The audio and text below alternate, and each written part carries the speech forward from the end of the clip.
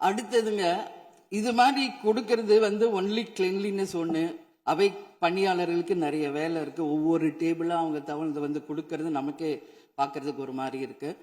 So சிஎம்க்கு ஒரு request, bed பாட்டில்ஸ்ல ஒவ்வொரு டேபிள்லயுமே bottles நீங்க குடி தண்ணீர் வச்சிடலாம்.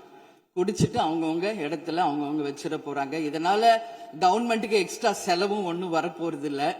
அவங்கவுங்க இடத்துல வச்சிடலாம் அப்படின்ற என் கருத்தை நான் சொல்றேன். ஏன்னா இது டம்ளர்ல கொடுக்கறதும் அது மறுபடியும் கேட்கறதும் அவங்க வருவதும் அவங்களுக்கு நிறைய பணிகள்.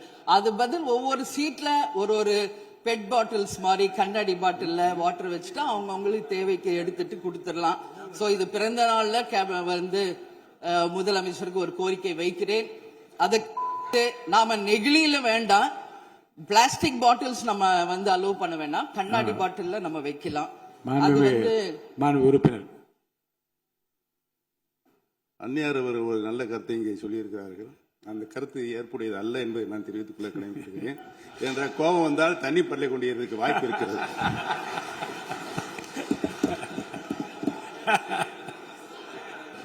மாண்புமிகு முன்னாள் முதலமைச்சர் அண்ணன் ஓபிஎஸ் அவர்கள் ஒரு நிலையை குறிப்பிட்டு அதை எரிவதற்கான தண்ணி பாட்டிலை எரிவதற்கான வாய்ப்பு இருக்கிறது என்று சொன்னார்கள்.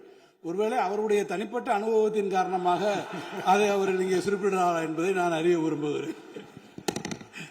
உறுப்பினர் பிளே ஸ்டோர் மற்றும் ஆப் ஸ்டோரில் இருந்து பாலிமர் செயலியை QR கோடு மூலம் பதிவிறக்கம் செய்யுங்கள். செய்திகளை உடனுக்குடன் பெறுங்கள்.